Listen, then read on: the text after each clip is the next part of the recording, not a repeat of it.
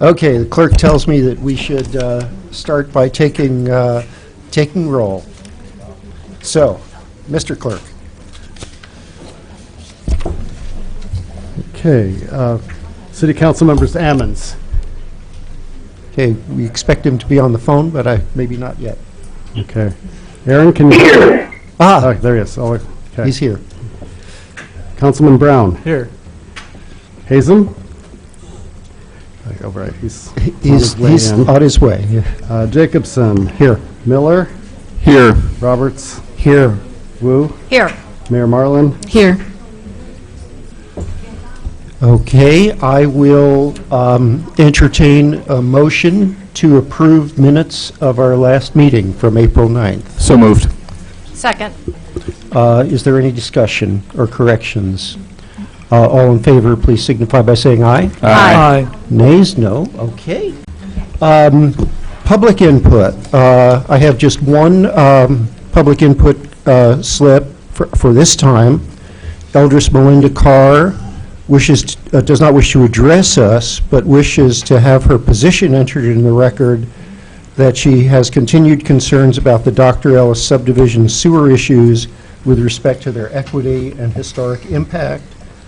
And I have also received a slip just now from Bishop King James and Reverend Dr. Evelyn Underwood, who do not want to address the members, but ask that their position be entered into the record as being continually concerned about the Dr. Ellis subdivision sewer problem. Okay, and They're here to be present, so just wait for them. okay. Okay, all the other public input slips are at the time of the agenda. So we'll move on to presentations. And the first one on the agenda is Perspective, Insights of a Traffic Stop, which I believe is a video presentation.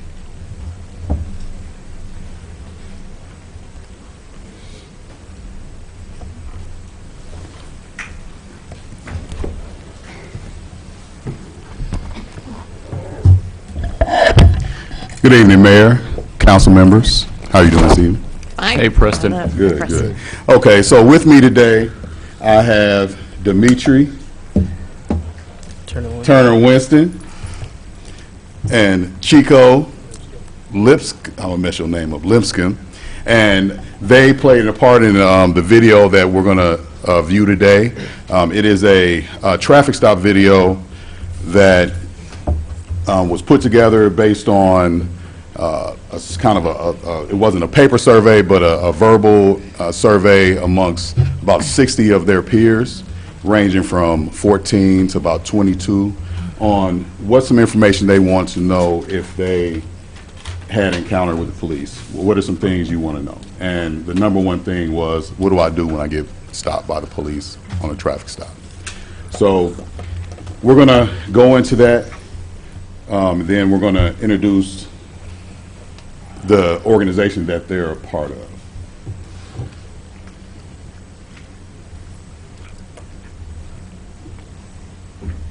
Every day we roll it up, yeah, we get it back. We do not feel we got the backwards of this get on back. Yeah, this short back. Wait.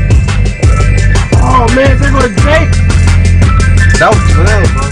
MetCat 314 final is going to be Crystal Lake Park, just north of the boathouse.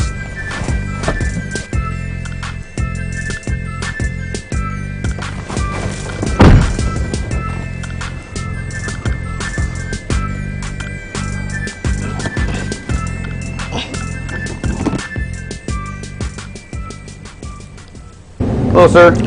How you doing? I'm Officer Cassidy, Bandit Police. The reason I stopped you is back there by the boathouse. You blew the stop sign. You failed to stop at all. Also, as I was walking up, I kind of noticed you were all over the place. I saw you kind of reaching down there without reaching or anything. Is there anything going on? Were you trying to hide something, or? No, I had just dropped my phone. Don't reach for it, but you dropped your phone? Yeah. Did you get it, or? Yeah, I got it. It's right there? Alrighty. Do you have your license and proof of insurance? Yes, sir. Okay, yeah. Let me see that. All right, so I'm going to run back to my squad car. All of you just remain seated here. I'll be right back, okay? What I'm going to do is I am going to give you a citation for that, okay? And I'll be right back. If you have any questions, just wave your hand out the car. Don't get out of the car, all right? Yes, sir. Well, gentlemen, I want to thank you guys for coming out and participating in this video to try to hopefully instill some good information into some of our young people, especially the new drivers. I'm going to ask you, Michi, since you were the driver during the scenario, how do you feel when you get stopped by the police, and what goes through your mind? Well, I mean, when I first get stopped by the police, you know, I first get that little feeling of nervousness, but then I then think again, you know, what if I did wrong? And if I know I did something wrong, then, I mean, I just got to take the punishment. But if I know I didn't do anything wrong, I just think, like, it's just a nervous thinking going through my head, just thinking. Just stay still as possible. That's what I think in my head. I've been driving for a very long time, and I still get nervous when the police get behind me. So that's completely understandable, especially as young drivers. So, Officer Cassidy, during the video, you observed some movement by the driver. Yeah. What going through your mind as a police officer as you're approaching the car, and what steps do you take during that contact? So, pretty much every traffic stop, you have no clue what you're going to. You have no clue what's in the car. It does not matter if it's an old lady. You don't know what's in that car. You don't know what's going on. So my first thought is to keep myself safe and the occupants in the vehicle safe.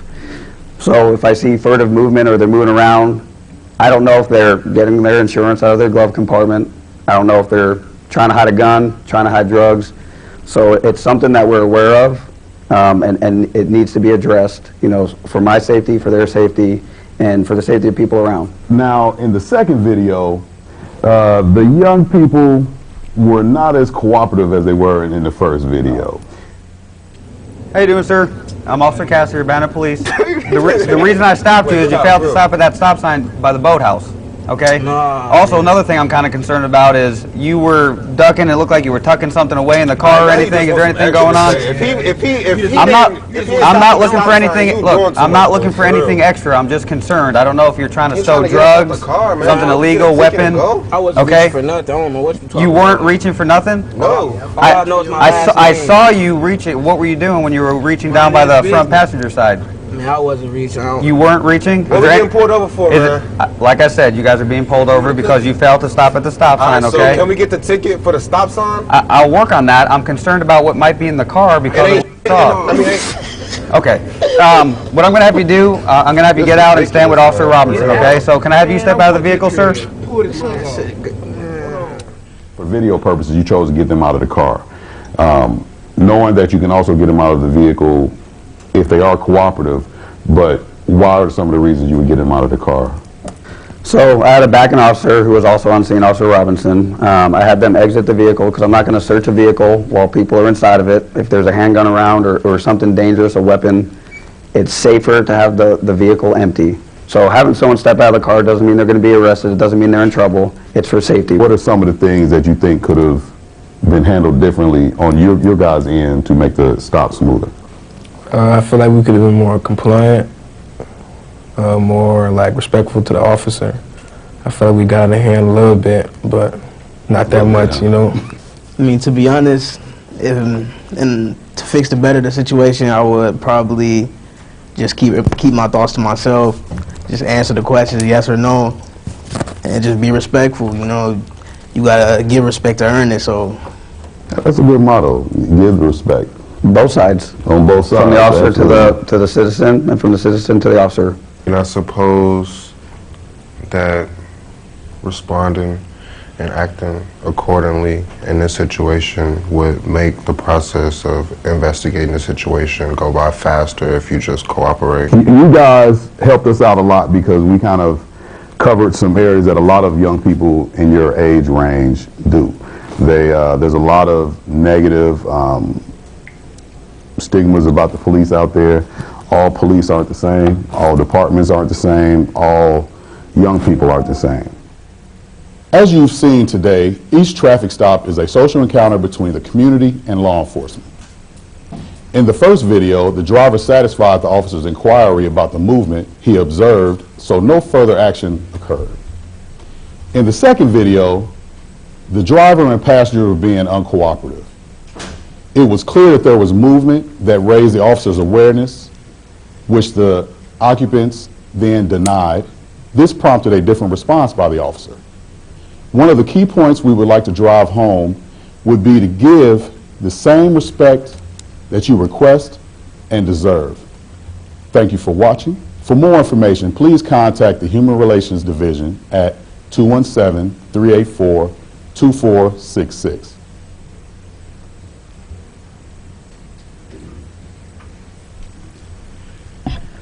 All right, thank you for watching that. This video is not intended to cover all possible situations. It was intended to cover a common circumstance that happened with a lot of our young people. They're playing their music, they're not paying attention to the roadways, and they're having to run stop signs. The two scenarios give helpful tips to actually more than just our young people, because I've encountered some older people who do the same things that some of the young people encounter. So I want to recognize these young people. We were missing one, Jeremy, but he had to work this evening. So I want to recognize them for their hard work, because they didn't have to do it. I want to thank you guys for coming out and helping us out.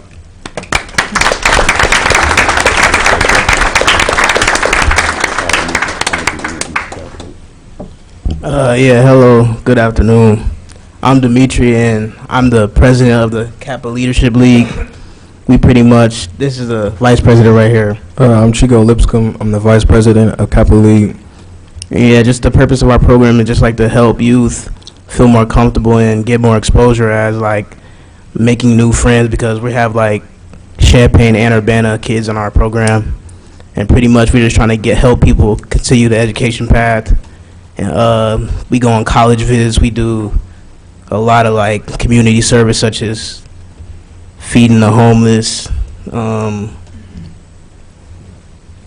Habitat for Humanity. We do a lot of service work all around the community for others and others in need. We did Habitat for Humanity one time. They needed help with homes and stuff like that. And yeah. And yeah, so yeah, we just help out like young kids, just trying to continue to educate them education path, and we got a big team behind us to help us. Okay. So who's your parent organization? The leader of our program is Frank Archie. He's the leader. He's back there, but yeah. What organization? The organization that's leading this program is the Kappa Alpha Psi. Alpha Psi. All right, so if I can get all the Kappa members to stand for me. Y'all, young. Thank you for all the work you do in our community.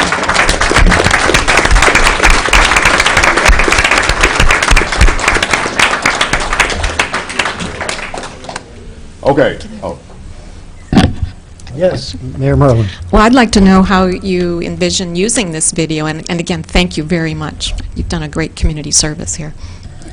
The plan to use this video is to get it spread out as much as possible. The good thing about using the young people is they love to see themselves on TV, so they had shared much better than I ever could. We plan on showing it at the next coalition meeting. I've already been asked to do that, and if we can get it into the schools, into the driver's ed programs, that'd be great. Yes, Dennis. Yeah, thanks very much. I could see that this could be the beginning of maybe like a series of videos. Obviously, you didn't cover everything. It'd be really interesting to watch a couple of other issues that come up when people are stopped. The consent search, how to respond to that. I'm remembering now that there was a really excellent video that was offered by a showing by the Libertarian Party at the library about 7 years ago, and it covered similar but actually in more depth, and also included appropriate responses that you can give to the policeman, which helps guide the results of your interaction. And sometimes when you say the wrong thing, you end up, yes, having a search in your car, and if you know how to be civil or if you know what words to say, you can avoid that, and that was the point of that video. It would be really interesting to see some of these issues brought forward, and it might, I don't know if you have the resources to continue doing the filming, but it looks to me that you have some very natural actors, and it was very enjoyable to watch. Thank you. Yeah. Yes, sir. Councilman Roberts, I absolutely are looking forward to doing some more videos like this, more interactive videos using our youth to, I can't give you a number of how many we're going to get done because it takes so long to get everybody together, but we do plan on continuing that in possibly a series as well. Yes.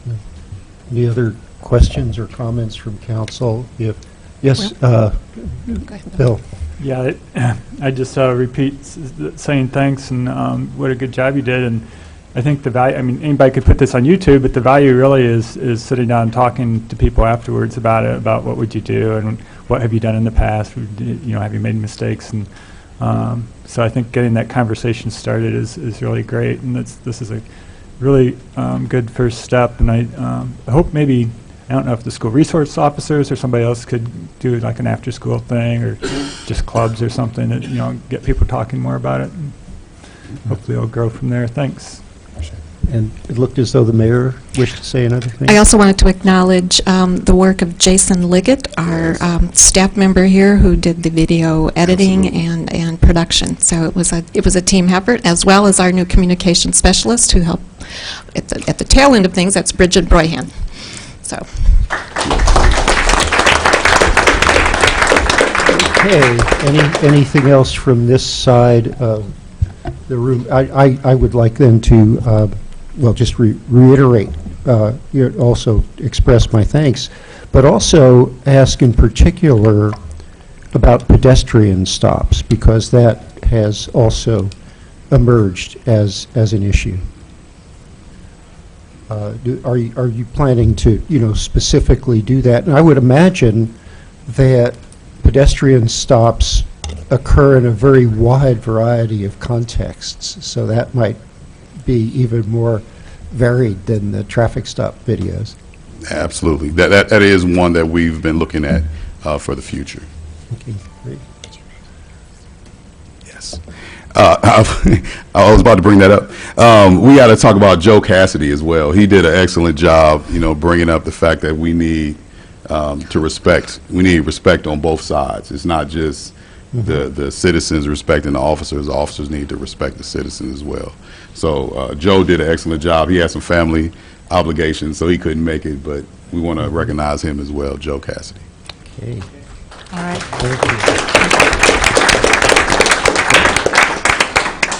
Is there any other questions?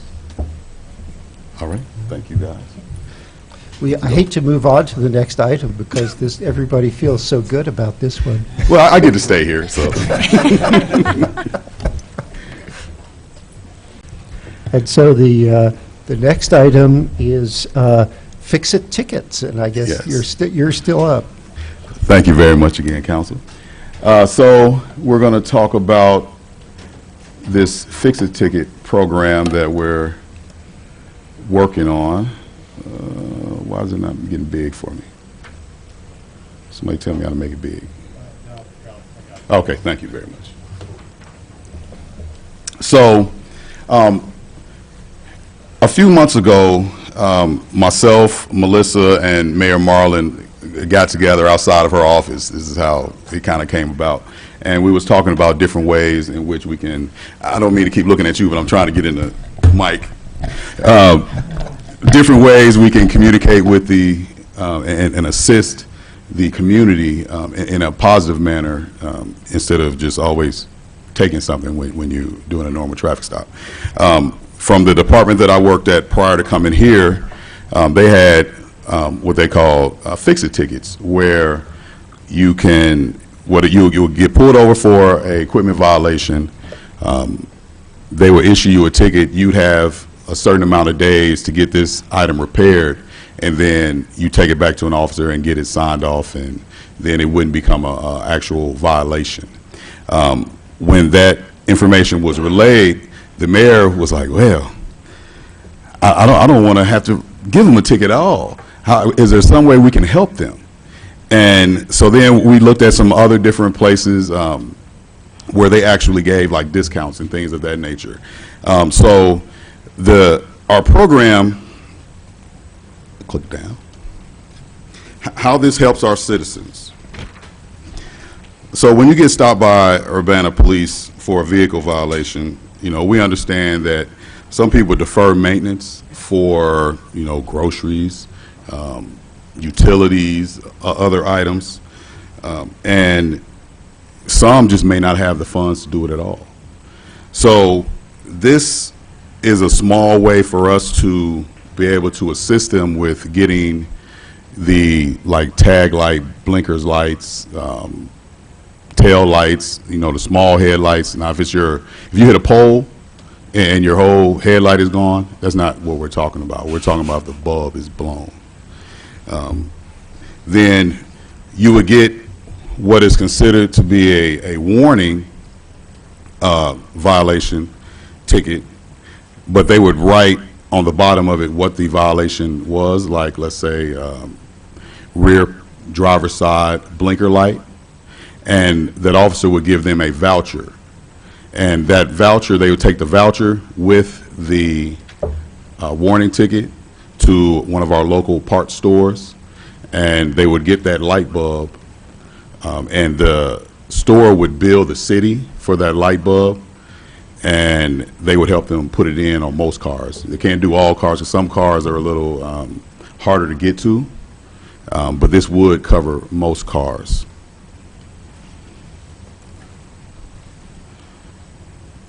Oh, I covered that already.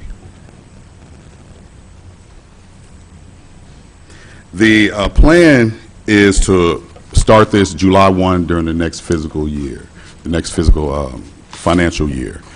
We have allocated funds from another source, which is within the HRO budget, to put into this place. So now I'll take any questions you may have.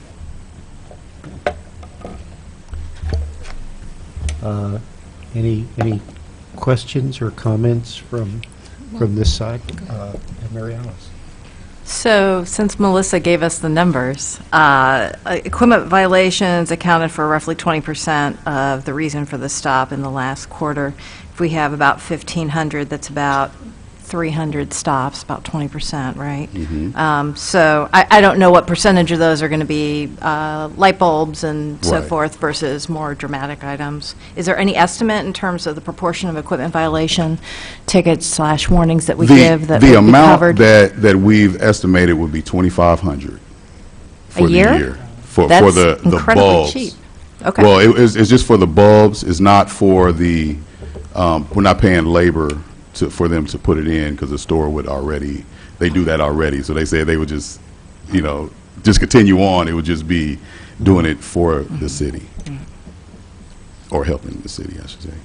So for approximately $2,500, we could save people how much in ticket fines? Well, if someone doesn't have the means to get it fixed, a lot of times they defer that even further. They get pulled over for a warning. Let's say you get pulled over for a warning on Monday. You see a county deputy on Wednesday, you hadn't got it fixed yet. They pull you over, they're going to know, via the arms contact that you just got pulled over and warned for this already. They could give them an actual ticket for that. So we would save them the extra hassle of, they give them at least a resource to help them get it done and avoid that second stop. Okay, all right, thank you. All right. Mayor Marlin? Yeah, just to follow up on that, the idea behind this is to hopefully, number one, improve safety, have Right. people just be able to replace their taillights or headlights that are out. Number two, to over the long run, help reduce the number of stops, because if people do get that headlight replaced the first time they're stopped, then the chances of them being stopped again are reduced.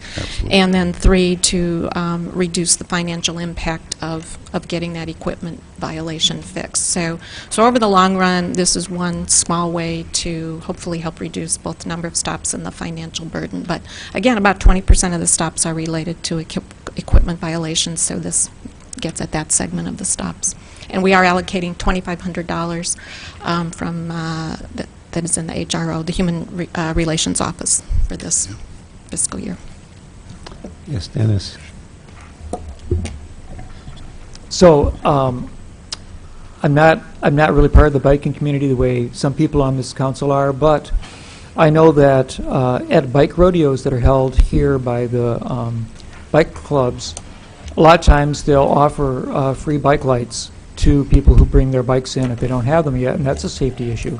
Right. I'm wondering if another step that you might take is to offer a car lamp rodeo or something, maybe on a certain day in the early summer or something, where you say that you've got a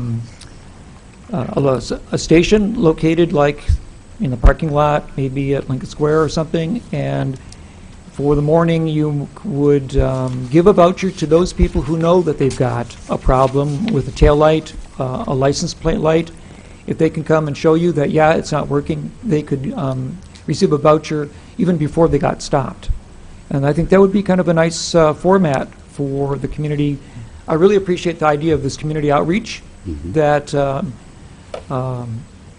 Human Relations Office is doing, and the police department in cooperation with this club, the CAPAS, the service organization. So just another format you might consider to offer and advertise this program. Okay. Any other good ideas from up here? What a concept, elected officials having good ideas. I love ideas. Okay. This is definitely in correlation with the police department, if I didn't say that earlier. Okay. Thank you. Anything else? I don't. Thank you. I don't think so. I think we're going to have to let you go. All righty, I'm gonna get out your hair. Thank you very much. Can you shut that down, Charlie? So I don't know.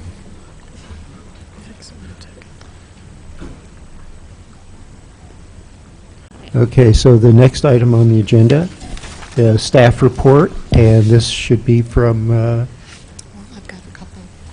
oh, I'm sorry, the mayor would also like to say a couple of things. Okay. I have a proclamation and a couple of announcements, so Okay. I'm going to go over here.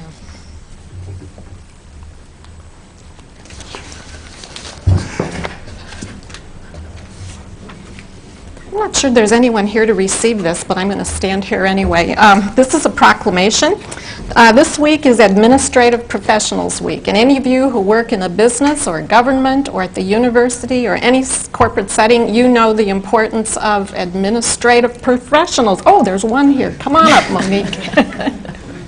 This is Monique James, Administrative Assistant in Human Relations Division. Whereas, administrative professionals play an essential role in coordinating the office operations of businesses, governmental, educational institutions, and other organizations. And whereas, the work of administrative professionals today requires advanced knowledge and expertise in, this is a long list, communications, computer software, office technology, project management, organization, customer service, and other vital office management responsibilities, and most importantly, have the willingness to learn and accept new challenges. And might I add, that is every single day. Right? And whereas administrative professionals are vital contributors in today's teamwork-oriented work environment and are key frontline public relations ambassadors for their organizations. And whereas the International Association of Administrative Professionals has honored the important contributions of administrative support staff since 1952 and recognizes the integral and central role that these professionals play in modern business. And whereas Administrative Professionals Week celebrates the more than 22 million administrative and office support professionals working in the United States and sheds light on administrative professional skills and loyalty, attributes every office depends on. And whereas the City of Urbana salutes all of the amazing admins who positively contribute to our city offices as well as dedicate themselves to the administrative profession. Now, therefore, I, Diane Wolf Marlin, Mayor of the City of Urbana, Illinois, do hereby proclaim April 22nd through the 28th, 2018, as Administrative Professionals Week in the City of Urbana, Illinois, and we'll just say worldwide. How about that? Okay. Congratulations, and thank you so much. I'm going to let you take that on behalf of this. And I just have a couple of announcements, so I'm going to put an advertisement up here while I'm at it.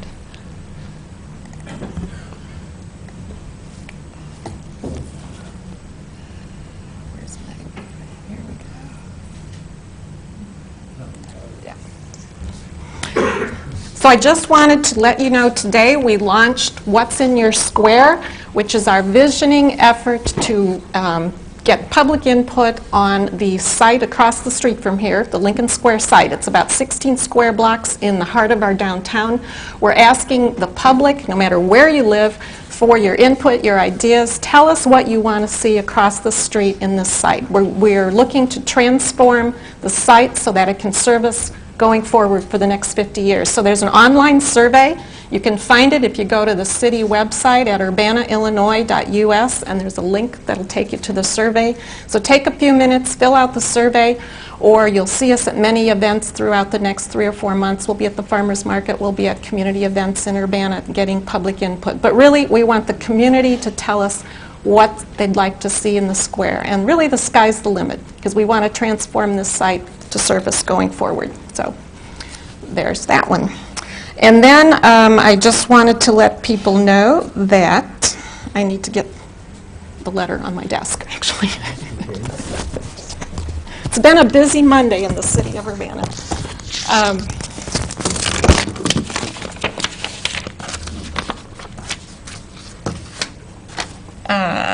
The city has received notification as that we move toward the end of another school year.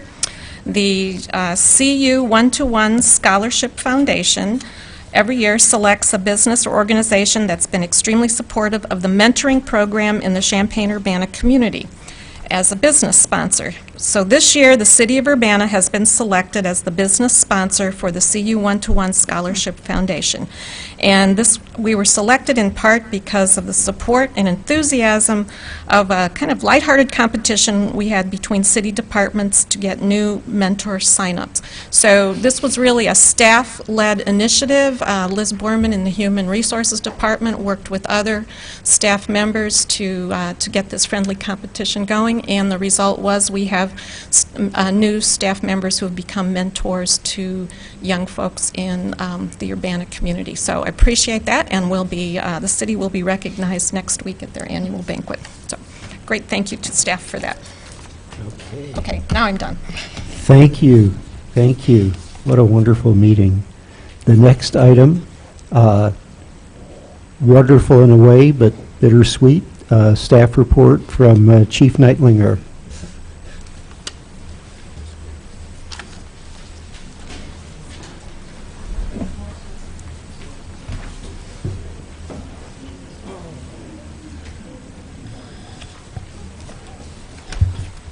Okay, first off, thank you for allowing me to serve as your fire chief.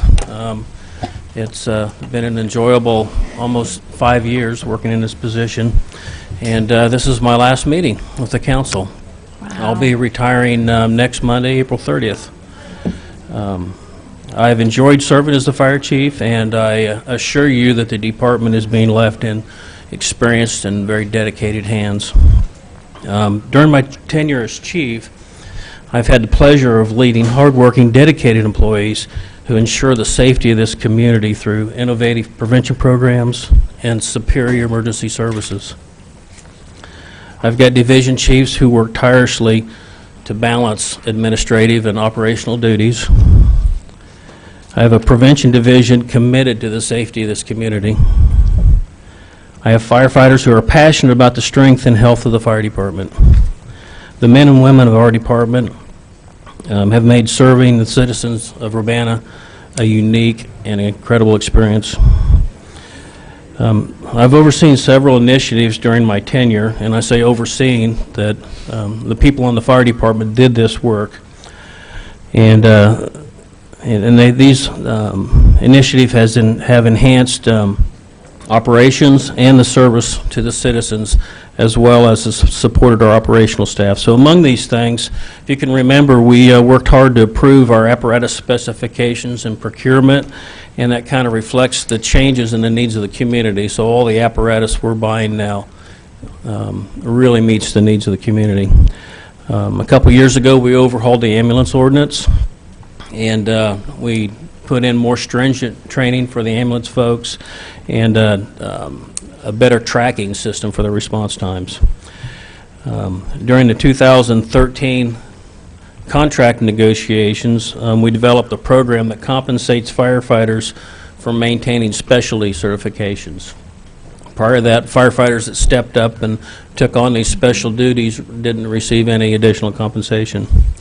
And we found out, actually last week we received an initial email followed up by an official notification this morning that we're becoming an ISO 1 community, and that's going to take effect August 1st. And that's a public protection classification given by the Insurance Services Office. And to talk about that just a little bit, ISO grades communities' fire protection based on a review of its fire department, of its water supply and distribution system, and of the emergency communication system. An ISO Class 1 is kind of a coveted designation for a fire department, and it's the highest grade that's awarded to a fire department by ISO. Urbana is now only one of 305 communities nationwide to achieve this rating. And I got a little chart here that shows the classifications.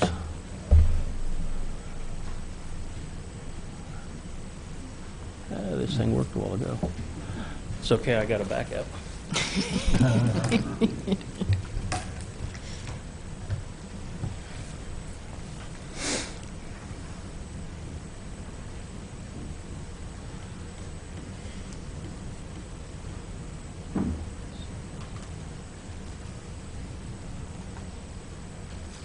Okay, nationwide, here's the chart nationwide.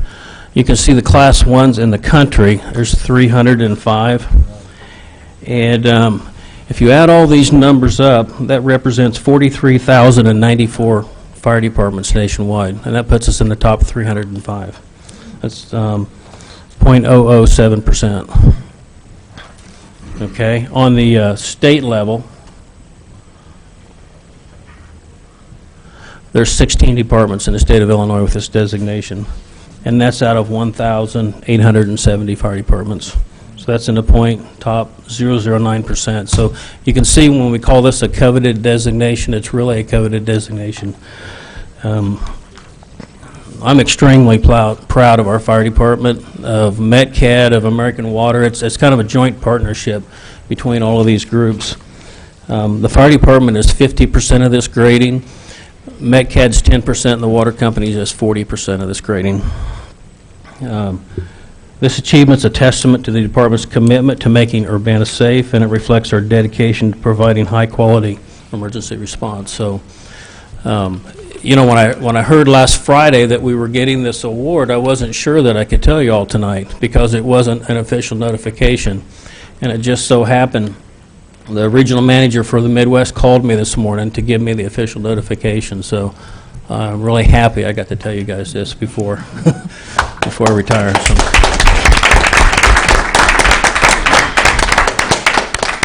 And with that, again, thank you for allowing me to serve. Do you have any questions about this rating or anything? Yeah, Dennis.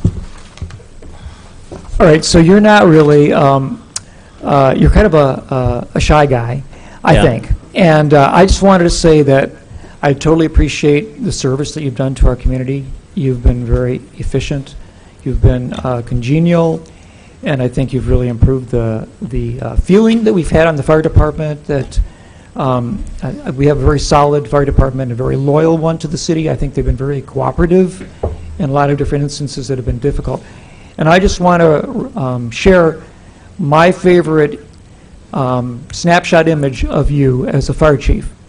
And it occurred when the visitors from our sister city in France, Thionville, came to visit us, and they ended up becoming 20 minutes late in the program schedule because they were fascinated by the fire department, and they wanted to climb up and down on the ladder truck, and they wanted to sit in the ladder, in the truck seats, take photographs. And they brought over from France a fire chief's helmet. I guess it was a symbolic. I'm not sure if it was actually used by the fire chief over there. They have a little bit more of a sense of pomp and circumstance and ceremony. And they presented that fire helmet to you, and you wore it. And I want to say that it was a golden helmet that reminded me of something that the hero Perseus would have worn in a Greek myth. And I thought that you looked absolutely great in it, and I don't think anybody knew that, because it happened in a small room with about 17 people in it, and I just wanted to say that was a snapshot moment for me. You became a Greek hero god of fire.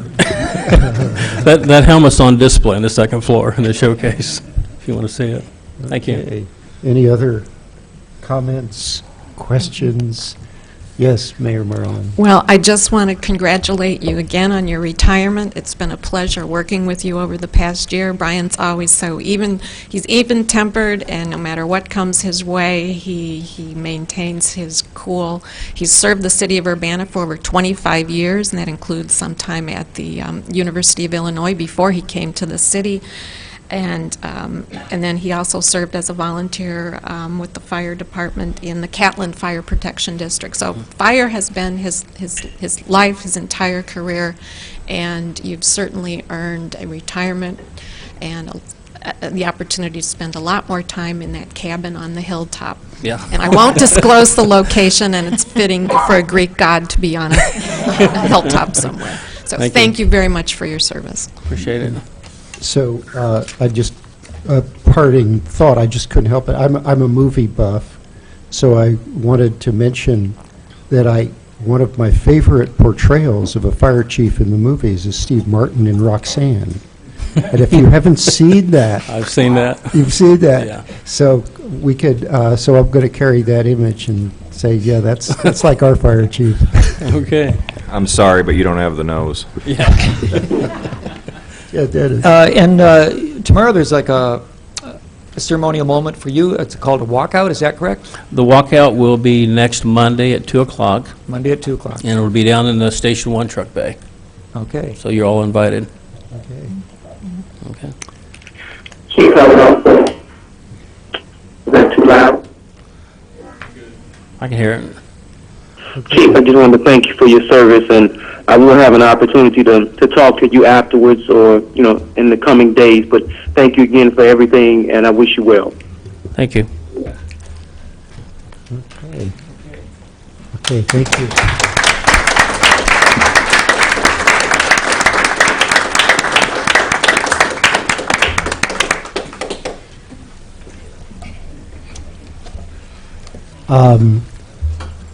Now we move on. Counselor? Oh, yes. Aha. Sustainability Coordinator. Scott Tess, City of Scott Urbana Tess. Sustainability Coordinator. I just wanted to quickly direct your attention to a couple of items in the packet. The first is an announcement for our upcoming rain barrel and compost bin sale. We are once again competitively selecting a vendor to provide this sale in partnership with the City of Urbana, City of Champaign, and University of Illinois Extension Service. We are able to drive down the price by about half compared to market for rain barrels, and then folks in Urbana and Champaign have the opportunity to use a stormwater utility rebate and take another quarter off the price of a rain barrel. So we're engaging folks in water conservation with home rain barrel purchases so they can capture stormwater off of their own roof and use it for gardening. And then we're also selling compost bins at the sale for folks to do composting in their own backyard and reducing waste and also producing organic fertilizer for their garden. So a very nice opportunity. I encourage everyone to pre-order online. There's information on the flyer about pre-ordering because there is a lot of folks. There will be about 200, 300, 400 rain barrels sold that day. So if you pre-order, you will get through the line faster. I also wanted to direct your attention to the Environmental Sustainability Division's annual report in the packet. And I just wanted to point out two highlights. First, as a reminder, we're again using this format. It's not a listing of everything we do in the year, but rather a high-level presentation of charts and graphs with a couple of sidebars. But I wanted to point your attention to page 3, the first chart. This is the community greenhouse gas emissions chart. A couple of changes this year. One, there is an addition, we've removed the 80% reduction dotted line on that chart. So as we move from left to right in time, we want the colored bars to decline. That would represent a decline in greenhouse gases. There used to be an 80% reduction. That was our old greenhouse gas reduction goal by 2050.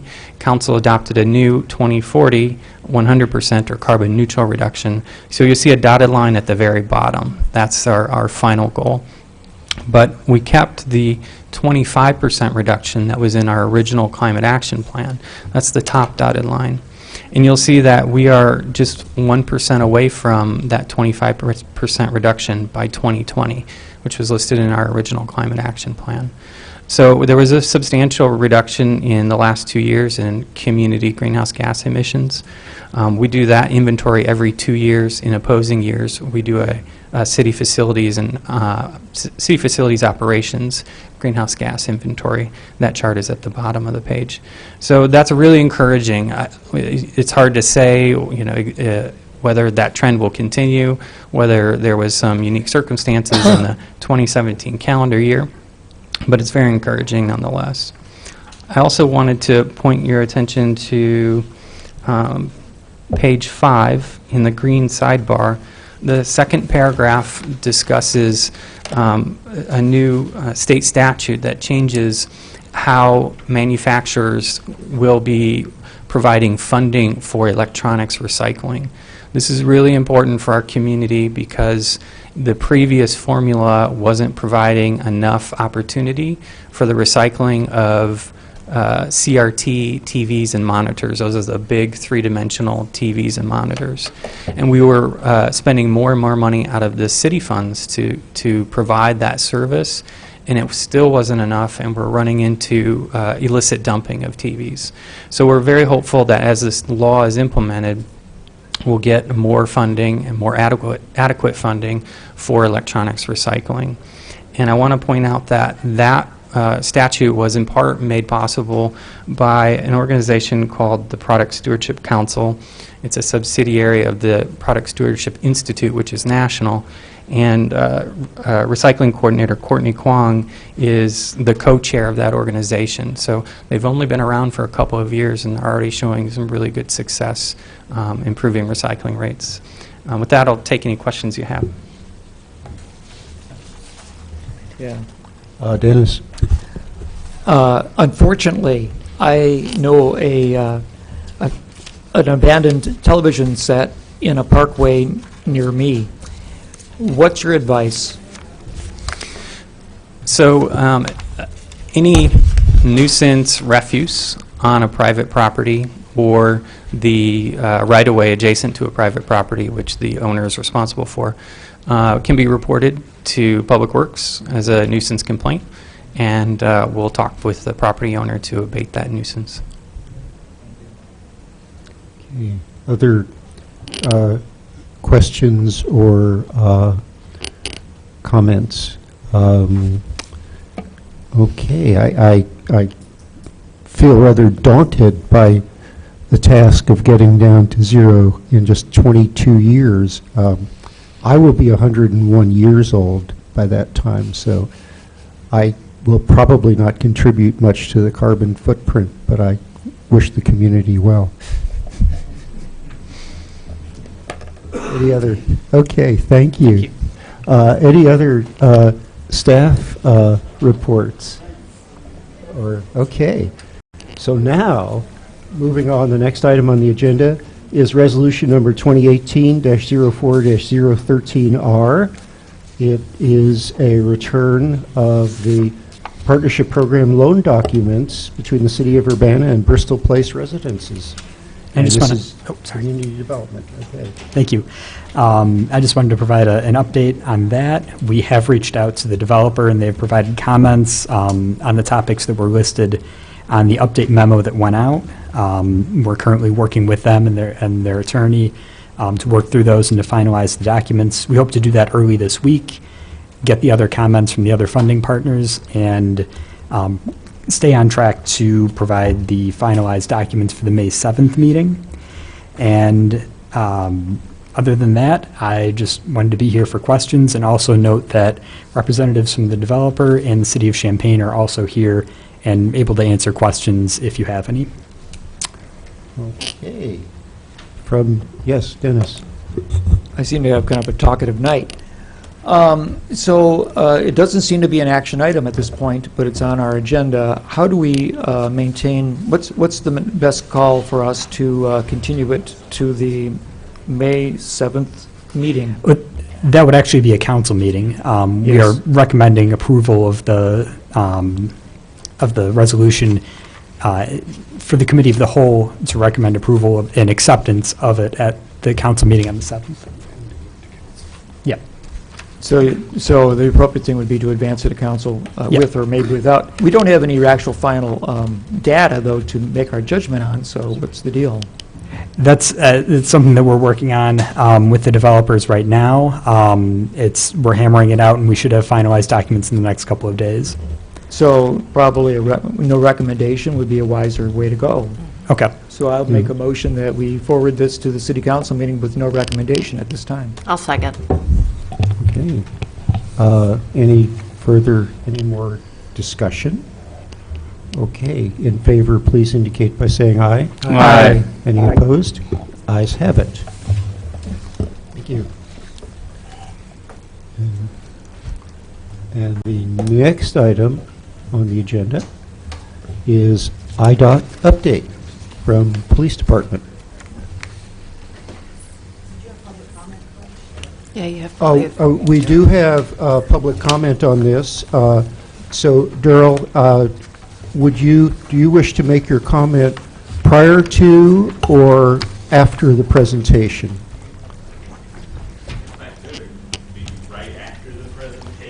Sure. Yeah, I think that can be your preference. You could do it now, or you could do it immediately after the presentation.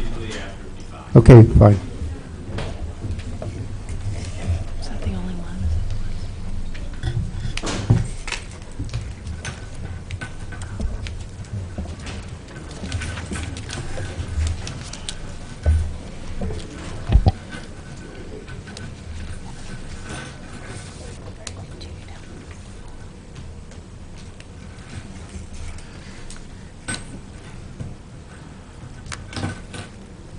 I lose it if it's not on my keys.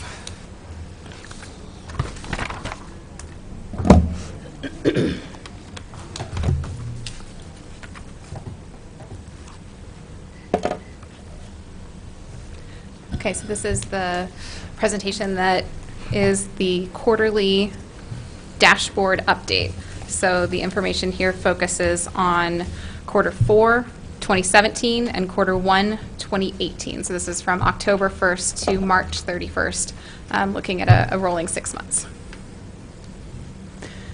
Okay, so I'm going to run through the number of stops that we've completed, the motivation for stop, reason for stop, racial disparities, and outcome of traffic stops, as I'd outlined previously on how we were going to try and do these quarterly data dashboard updates in the most efficient way. All right, so when we do the 5-year average, it's quarter 4 and quarter 1 of 2016 to 2017, 2015 to 2016, and so forth. So we're just looking at quarter 4 and quarter 1, so it's not the full 5 years. This controls for seasonality. Traffic patterns are different. Traffic enforcement is different over the summertime. So we're just looking at this 6 months compared to the quarter 4 to quarter 1 of the previous 5 years to make sure that we're controlling for the seasonality aspect of this. So in the last 6 months, the Urbana Police Department conducted 1,548 traffic stops. That's compared to 1,790 for the 5-year average. When we take into account the variation that has occurred in the past 5 years, that is not outside of the standard deviation, so that's not outside what a normal fluctuation would be, so that's traffic stops are lower, but it's within our normal variation.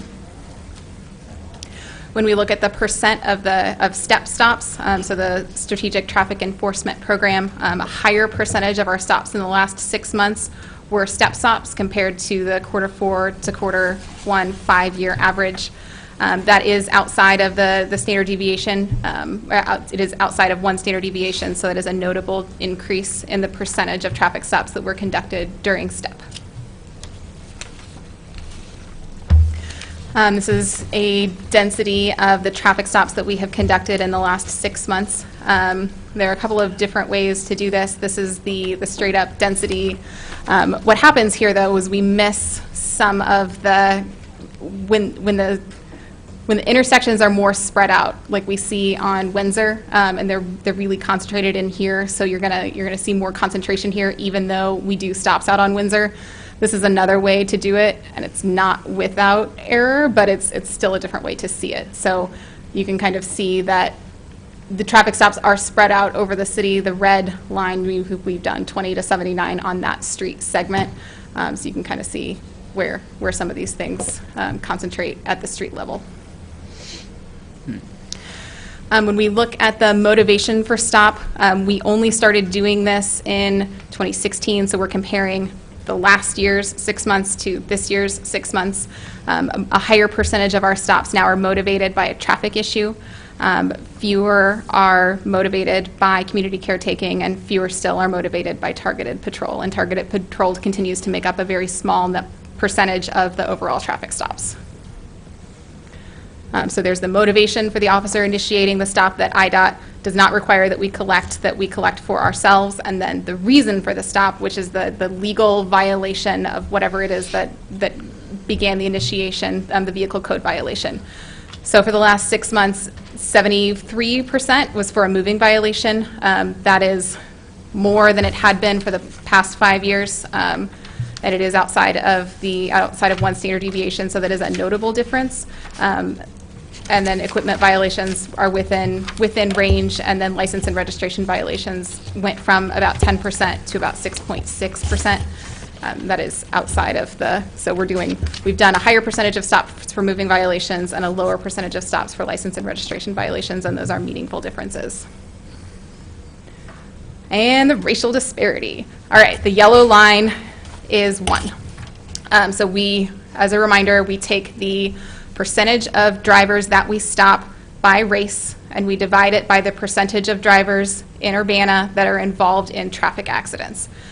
So if we had a driving population of 25% Asian drivers, we would expect to stop 25% Asian drivers, all else being equal.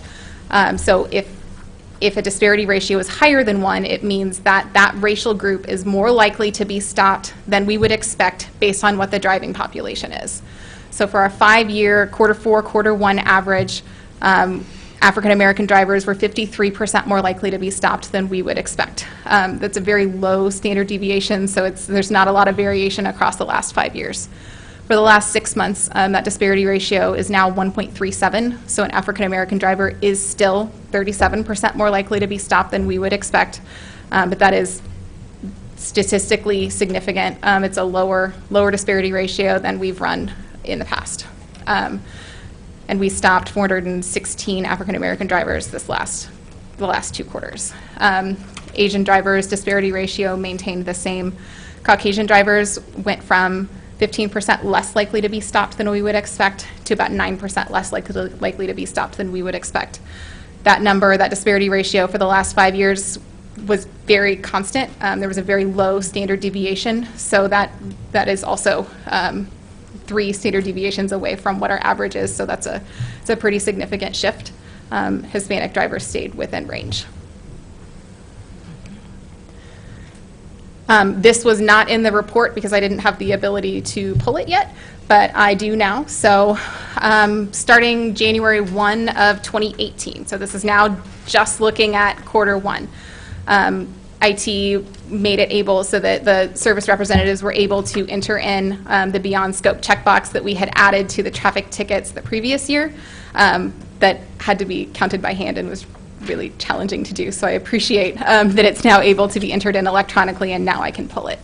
So of the 808 stops that we conducted from January 1 to March 31st, we questioned 38 drivers beyond the scope of the traffic stop. 20 of them were because it ended in something more serious than that. So it was a DUI, it was a warrant arrest, it was any of those things. So this is an error, and it should say % of all stops. So 4.7% of all stops resulted in the driver being questioned beyond the scope. When you look at the racial breakdown, we questioned 7 Caucasian drivers, we questioned 29 African American drivers, 2 Hispanic drivers, and 0 Asian drivers.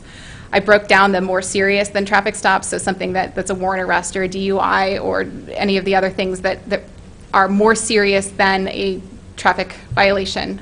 So that was 3 Caucasian drivers, 15 African American drivers, and 2 Hispanic drivers. Drilling it down further, I was looking at there's a text that the officers will write on the ticket. So there, 18 people were questioned that did not lead to something more serious than a traffic violation. Drivers were questioned about, I don't even remember, minor things. There were several of them that the officer smelled cannabis and found shake, and then they destroyed it at the scene, and we didn't end up writing anything more serious than a traffic violation for it. And then people were questioned about their license status and things like that. So it's a very small percentage of all traffic stops, but I'm glad to be able to report it here. Yes. And then looking at the disparity ratio of the outcomes. Now we move to a different denominator.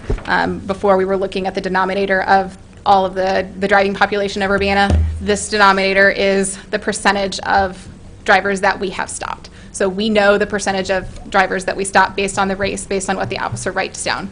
So if we stop, 25% of our stops are Asian drivers, we would expect then Asian drivers to make up 25% of our citations. So anything outside of that represents either an over or an under representation based on what the stopped population is. So the ones that are outside of the range, a Caucasian driver is now 5% more likely than we would expect to receive a citation compared to 1% more likely for the 5-year average.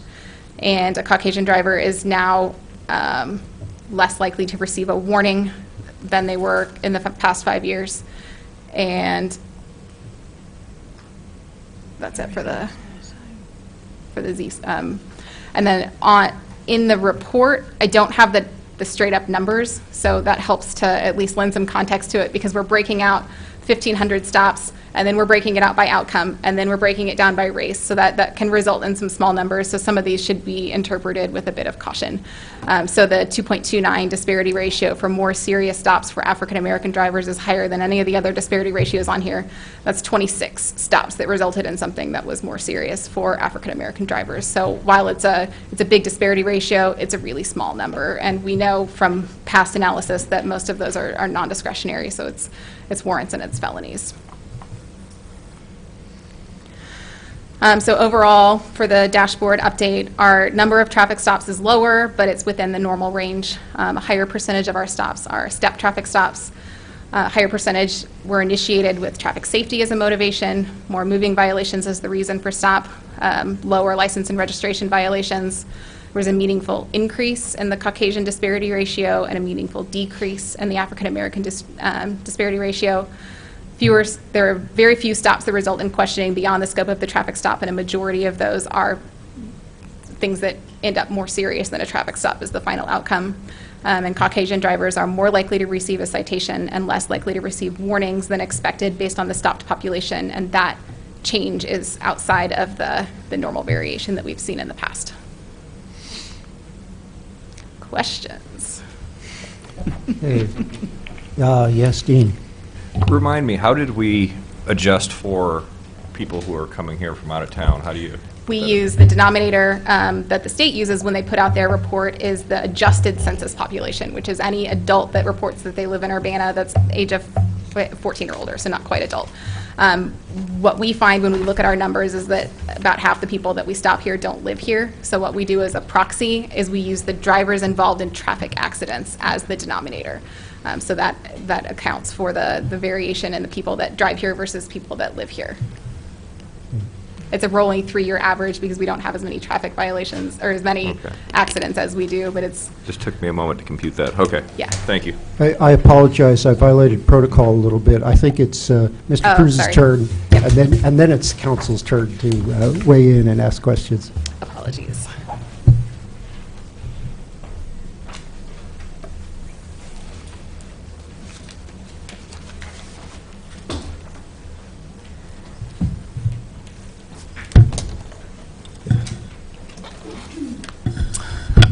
Good evening. I'm Darrell Cruz.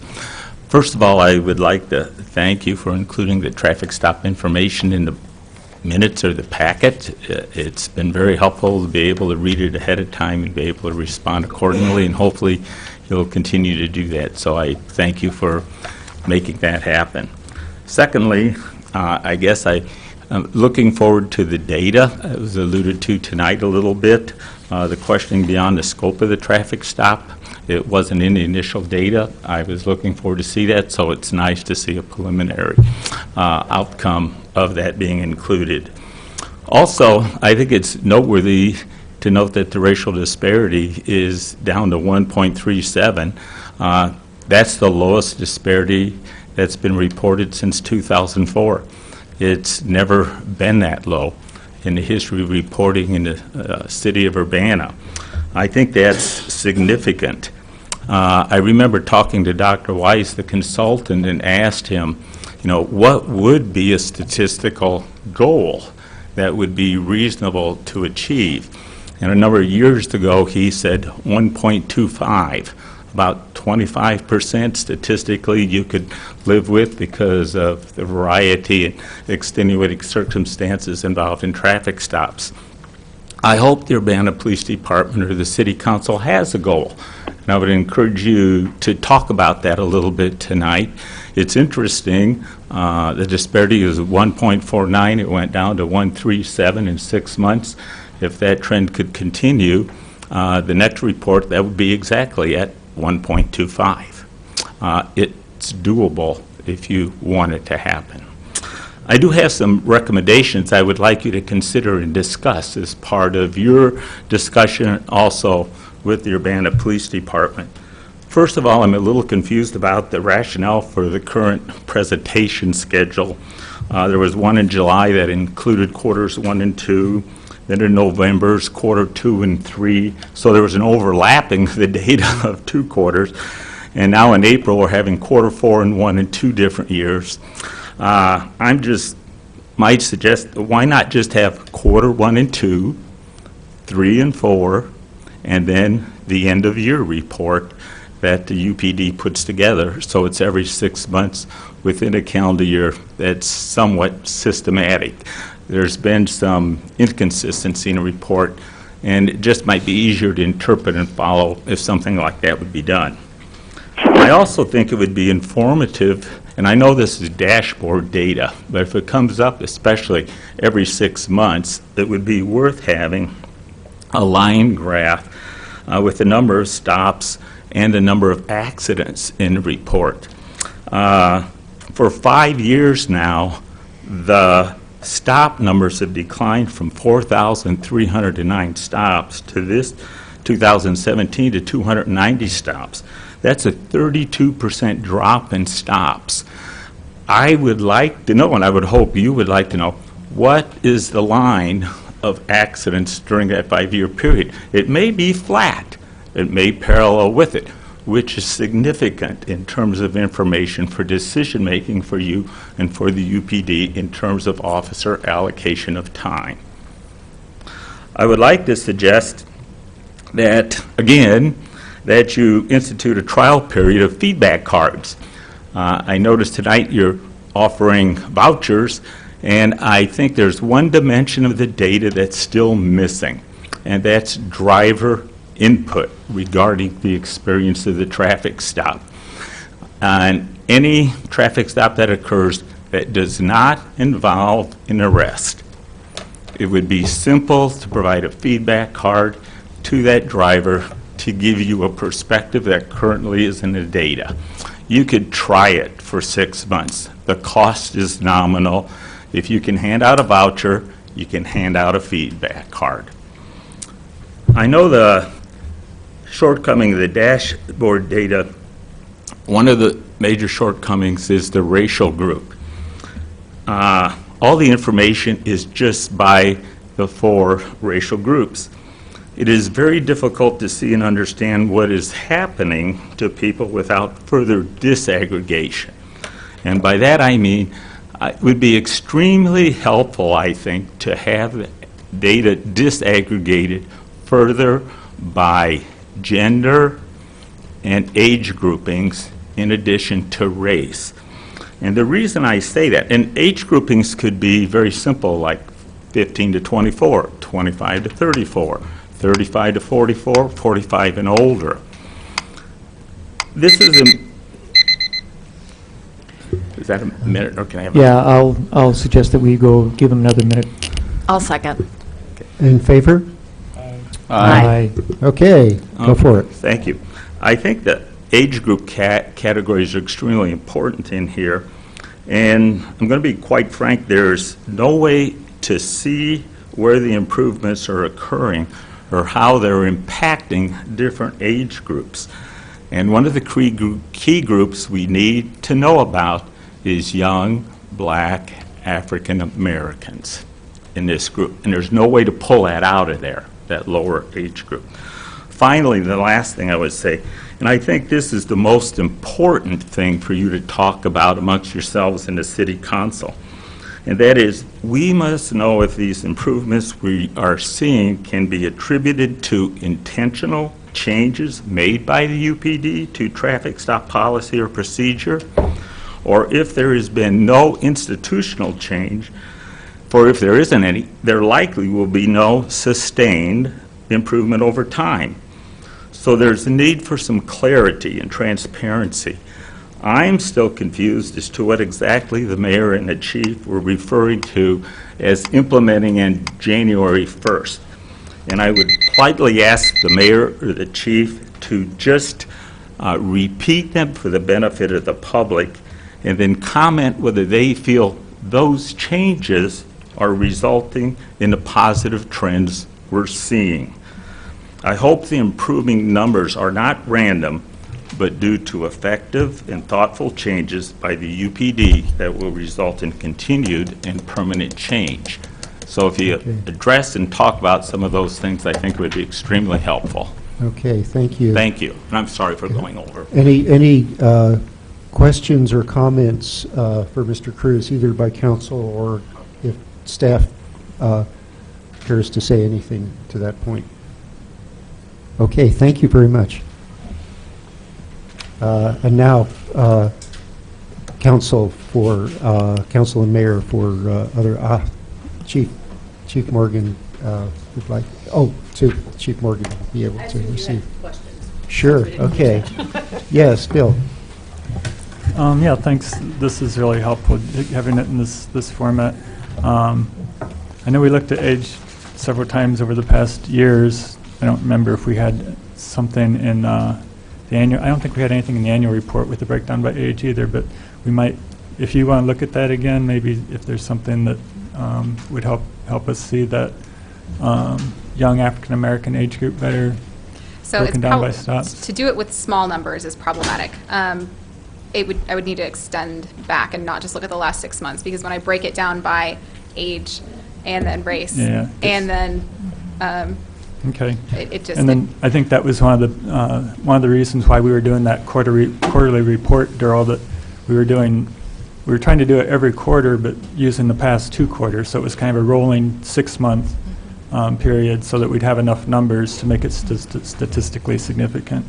So we could go to just 6 months and not do the overlap, if that's clear, but then we wouldn't get the quarterly report. We'd get it every 6 months. So I think, to me, it looked like the main driver of some of these changes was the increase in step stops. I mean, that, according to some of our other earlier data, it looks like the step stops were less disparate and also more likely to lead to citation. So that would explain some of those significant numbers. So is that something that's intentional, just kind of to focus more on more traffic issues using step stops rather than day-to-day operations, or is it? I think why the percentages of step stops has changed is because the overall number of traffic stops have gone down. So if you were to break it down between step and non-step stops, so if we reduce the amount of number, we do relatively the same amount of step details as we have for the past several years. So Okay. I don't know if that's exact, Yeah, but there's been but some it's there's variation. some fluctuation, but I think that accounts for some of that change. So the actual number of step stops hasn't changed that much, but But by the percentage percentage-wise, that it it's- makes up for Right. the overall traffic stops. Okay. And then on the, beyond the scope, I don't know if you, do you still have that handy, that slide? Yeah, let me pull it up. I remember that, I couldn't, there's a 808 number, what did That was so we just started entering this into Oh, okay. the service reps just started entering this in January 1. So I only have it It's for the last quarter. without digging through 1,500 tickets to Okay. try and find the correct ones. So there were 18 of them that did not result in something more serious than a traffic violation. So if we question somebody, most of the 20 were DUIs, driving under the influence of drugs or alcohol, or driving under a revoked license, because that's not something that we know when we stop somebody, and so then it's So that- questioning beyond the those- scope of a Those traffic kind of stop. things would be in the 20s? We had 20 stops. 20 of those? Yeah. And so 38 total. In the 18, would that be something like what we saw in the video where, you you Yep. thought there might be something more serious, but then you get everybody out of the car, you might handcuff a few people, and then you find nothing? Yeah. So That so would that's, that would fall be under in the that beyond scope, but not more serious. beyond the scope, but not more serious. Okay, thanks. That's all I had. Any other questions or comments? Yes, Mary Alice. So just going back to the beyond scope, you have roughly about 2%, does that sound right, that are not warrants, but are beyond scope, so 18 out of 808, about 2%. Yeah. So pretty low. Right, and some of it does result in action. So when I pull up the descriptions, there are several of them that are, smelled cannabis, took, destroyed, like shake, and so things that we're just writing traffic tickets for. It doesn't elevate it to I a was on a police stop report like that. So yeah. Yes, yes. Not me, I wasn't the one smoking. Yeah. But people that were stopped were. I think it's an interesting idea to include the accidents, the percentage of accidents that we have in the quarter, just so we kind of know roughly what's going on. Yeah. That would be helpful. And then I think it would be, I like the two maps that you created, the GIS maps that you created, and that would just be handy to have so that we can compare them over time. I noticed that, can you pull up the heat map for a moment? Yeah. The big So one if you or the look side by at, side? if you look at the heat map over there on High Cross Road, I know you and I had talked a little bit about that being an anomaly in the past, and so now it looks like that's another hot spot. Yeah, of traffic accidents. So it's Walmart that's Right. over there, and so it's people coming and going from Walmart. And when I do it for the accidents too, that's reflected there as well. So do you think that's part of the reason why we're seeing a shift in racial disparities, is because we have more stops on that High Cross Road? So we're using we can use the data to drive where we're putting the step stops. So if we see more accidents somewhere, like we are seeing out there on High Cross Road, and we can also look at personal injury accidents. So accidents that aren't just people calling in to report it, and then it's just property damage where an ambulance is dispatched to the scene. So we can use the data to drive decisions. So do you know roughly the percentage of stops that occur in these hot spots? So would you say 80%, 50%, 20% that are shown on this map? I A don't. rough guess. I don't. I know that the line one is a better representation of most of the stops, because most of those street segments had 4 or more stops on it, so that should cover most of them, but without, Okay. I can do it with the line one. I can't do it with the other one easily or really, it would take a significant, I can do it with a line one kind of quickly. No, though. it doesn't need a lot of work. I'm just Okay. curious in terms of the things that are represented on the map, what Yeah. proportion of the stops are actually represented on the map. Okay, that's what I have for now. Thank you so much for putting this report together. I think it's a big improvement, a big step forward, so thank you for that. Other, yes, Jared. To follow up from Durrell's question, do we have any direct response to his question of what has been done to have gotten us to where we are today? Yeah, I mean, we did the reevaluation of the step locations, and we adjusted those accordingly. And then we also had the where we, I don't want to say retraining, isn't really retraining, but a lot of conversation and about how we strategically police with the patrol officers. And those were the two things that we talked about back in December when we were speaking about kind of making some changes January 1. Yes, Mayor Marlin. So I would characterize those changes as being both thoughtful and intentional and strategic, and that's why you're seeing the preliminary results that you see tonight, and I expect the trend to continue downward. And I want to thank Chief Morgan and Melissa, Lieutenant Fitzgerald, and the entire police department for cooperating in this effort. Dennis. Yeah. Hello? Oh, Let our Aaron, yeah. online person talk. Okay, Aaron, yes. Okay, so I would also like to make sure that we thank everyone who's involved in this effort. Certainly the police department is playing an important role, but the community and individuals like Durrell Cruz and other people who have come forth to work on this, and the task force in various other different ways are also contributing to this. It is not just the Urbana Police Department. The other thing I'd like to make sure that I have a clear understanding of is the reevaluation of the STEP program. What does that mean? What was reevaluated? What did you find? So the Sergeant Charles is in charge of our STEP program and the placement of where the steps are. He worked very closely with Melissa. They looked, and she might be able to deal with a little bit more in detail on how they kind of looked at the data and accidents and came up with some different locations that might be a little bit more effective in dealing with some of the accidents and those sort of things. Yeah, so I did Can you speak into the microphone? Sorry, using this fancy mapping software, I was able to overlay both the average annual daily transportation counts from the Department of Transportation with our accidents. I could break that down by just all accidents and then personal injury accidents and then also DUIs. And then we overlaid that together, and from those we were able to help focus where our resources could be best used to enforce different types of traffic infractions. So, Melissa, are you saying that those changes, that reevaluation, and I know this is what you're saying for the most part, but you're so immersed into the data and using the terminology, sometimes I think standard deviation and Z-scores may go over a few people's head. You know, maybe not Dean, but a few other people.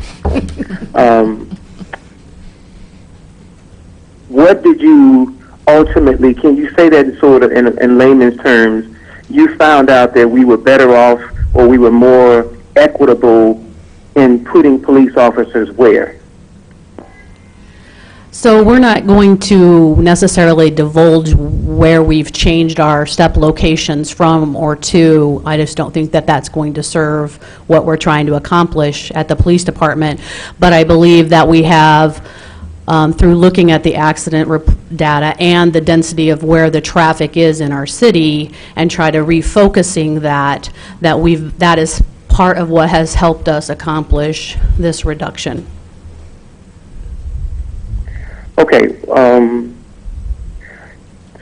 Melissa, when you look at the beyond the scope information, where you have 29 African American drivers who were stopped beyond the scope, and 15 resulted in more serious offenses. Those are all, and Chief Morgan, maybe you could answer this, those are all mandatory arrests? So it doesn't necessarily mean that it's arrest. It's just something that results in a non-traffic violation that gets a police report. So it could have been an arrest. It could not have been an arrest. The number is very small. I didn't drill it down any further than just saying these resulted in something, a more serious outcome, and these did not. Well, one of the things that you said, Melissa, was that those were non-discretionary and felonies. And I thought if it was a felony, then the person would have had to have been arrested. Is that correct, Chief Morgan? It's possible that I misspoke. Those are not arrests. Those are things that resulted in things that are more serious. So when I was briefly looking at them, and I don't have the actual, like the breakdown of each of the 20, many of them were driving under revoked. Many of them were driving under the influence, and then there were a couple of warrants. So those specifically would have resulted in arrest, but without, I can't answer for sure if all of them did. So when you say you misspoke, you're saying that these were not all felony stops? Is that what you're saying?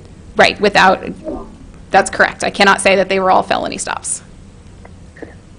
The reason why I'm driving on that, Melissa, and I know you've been working hard on this, I'm not trying to pull you out or put you on Front Street. What I'm saying is that we're dealing a lot with the perception of the African American community and our drivers, that somehow we deserve to be stopped more. That's some of the undertone in some of the conversations that we hear on a regular basis. So to say that they were felonies is a very it just sort of feeds that narrative. That's why I'm driving home that that's not necessarily the case. That these more serious things are not something that conjures up into the minds of our listeners or of the citizens of Urbana, that there's some derelict person or some dangerous person who was taken off the streets because of these 15 beyond the scope arrests or 15 beyond the scope data points that we see here. I just want to make sure that we have some context to that. And so when I also look at the 7 beyond the scope for Caucasian and 2 beyond the scope for Latinos, how do you explain, given the changes that we've made with the reevaluation and STEP, how do you explain that disparity between Caucasian drivers 7-3, African Americans 29, and Latinos 2 and Asians 0? I'm not sure that I quite understand. So in the beyond the scope, which is asking questions beyond the scope of the stop, Right. Is that correct? Yes. Is that what that means? Yes, that's correct. Okay, so that was 7 for Caucasians, 29 for African Americans, 2 for Latinos, and 0 for Asians. Is that correct? That is correct. Based upon the data and the changes that have been made in the STEP, why is that number still such a high disparity? Well, I don't think that's something that we would be able, I can't specifically answer that without looking at every single ticket, and that's not something that we have done previous to tonight to be able to answer that question. I don't think I can intelligently answer that question as I sit here. So one of the reasons why I raised that question is because in order for, and this could be a very legitimate reason, that if it's beyond the scope of the stop, then there's something else happening that is causing the officer to say or to ask more questions. Yes. So to put up that number and to see it to be such a high number for African Americans, and then say that there's 15 more serious stops, and to misspeak and say that they're non-discretionary and felonies, that feeds a particular narrative, and I'm asking for clarity to clarify what that is. Why is that number 29 for African Americans? What is happening in those stops that's making the officers ask them questions beyond the scope? Yeah, I understand the question. I'm telling you I can't answer it right now. Okay. And the last thing for me is when I look at the looking at the 4.8%, 4.87 beyond the scope. Melissa, you said that was a few stops. You used the terminology "few" in your presentation. Yes. But yet, when you look at some 1.53 ratio to 1.37, you say that's significant. Why is 4.87 considered just a few percentage points beyond the scope, but 1.53 to 1.37 is seen as a significant change? So 38 stops out of 808 is not very many. So we don't, of all of the traffic stops that we conduct, we don't ask very many people questions beyond the scope of the stop. 20 of them are, they're marking it because it's a DUI, or it's something that, you're going to question somebody beyond the scope. So really, there's 18 that are beyond the scope of the stop that don't result in anything beyond a traffic stop. When we're looking at the decrease in the disparity ratio, we have past data for that. So we know what it's been in the past, and we can go all the way back to 2004. I'm using the last 5 years, but then we can see generally what it has been and see what the changes have been for the exact same time period over the last 5 years. When we do that, we know that the scores don't deviate more than 0.05 away from whatever that 5-year average is. That's one standard deviation. So when we reduce it from 1.53 to 1.37, it's a significant change when you're looking at it statistically. And that number, I think you spoke to it earlier, 1.53 to 1.37 amounts to how many less stops in this in comparison for this 6-month period? Well, so that's a tricky question to answer because we reduce the total number of stops as a function of being within our average, but then the proportion within the stops that we completed is what results in the decrease in the disparity ratio. So I can tell you that for Q4 and Q1 for the last 5 years, we stopped an average of 518 African-American drivers, and for the last 6 months, we stopped 416 African-American drivers. Okay. So just using that math and that statistical analogy or breakdown, we're talking about 112 less in the same period of time. In the same period.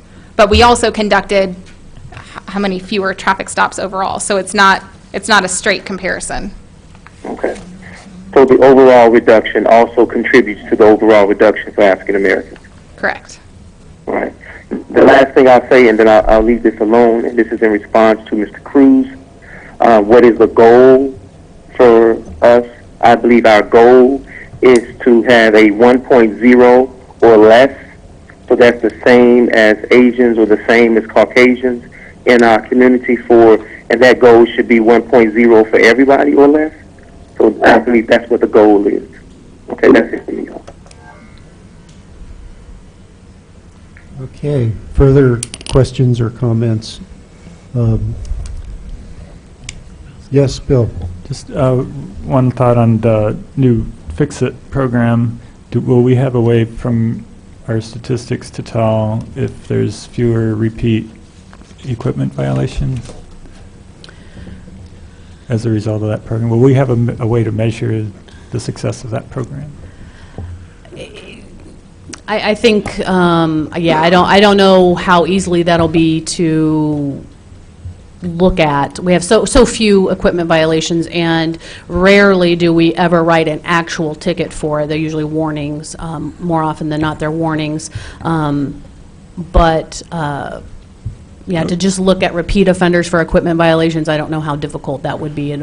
Maybe we could see an overall drop in equipment violations. That's what I was thinking, was that hopefully we'll know how much reimbursement we're giving out, which that we're having some gauging the benefits there, and then that was my other thought, was maybe we would reduce the equipment violation stops. And was the disparity higher in equipment violations? I think generally it's lowest in moving violations, and then moderately higher in equipment violations, and then okay, so that should help.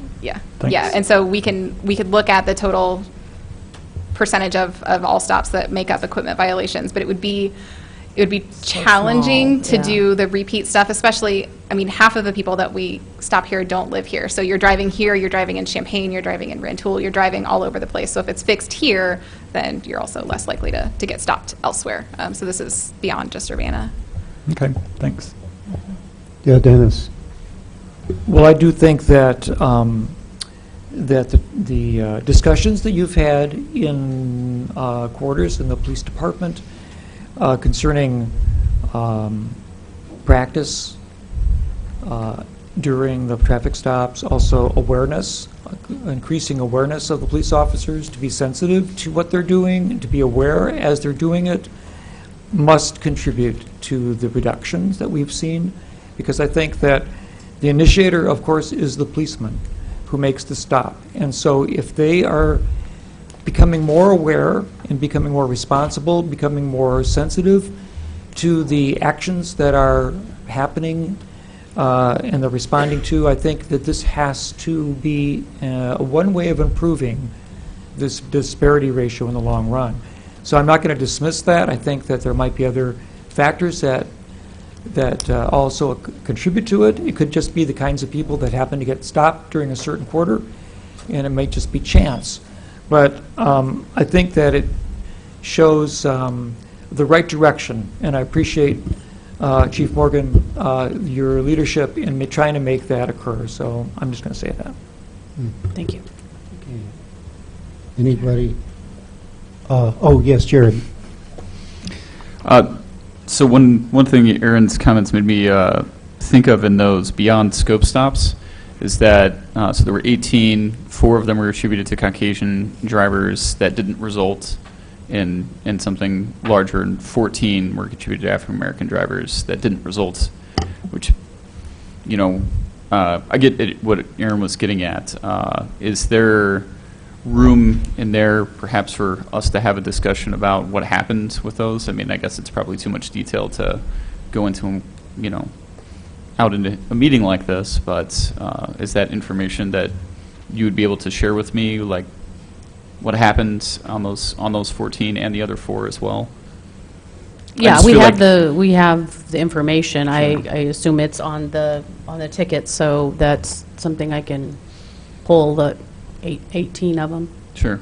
I just feel like there's a room right there in that particular instance to have an educational discussion about, okay, well, what happened in this particular situation versus these other situations, and why were there so many more of these than there were of those? And you see what I'm getting at? Yes. Okay. Thank you. Any other questions or comments? I'll just ask one other, well, it's sort of a comment tied to a question. Would I be, if I paraphrased your change in patrolling strategy to say that you were using the improved information technology to more precisely target the areas that have a worse accident history, would that, but that you don't want to say exactly where it is because you'd like people to think that they might get a ticket anywhere. Would that be an accurate paraphrase? That is an accurate paraphrase for what we did with the STEP program, yes. Okay. Okay. If there is no other thing that needs to be said, then this meeting is adjourned.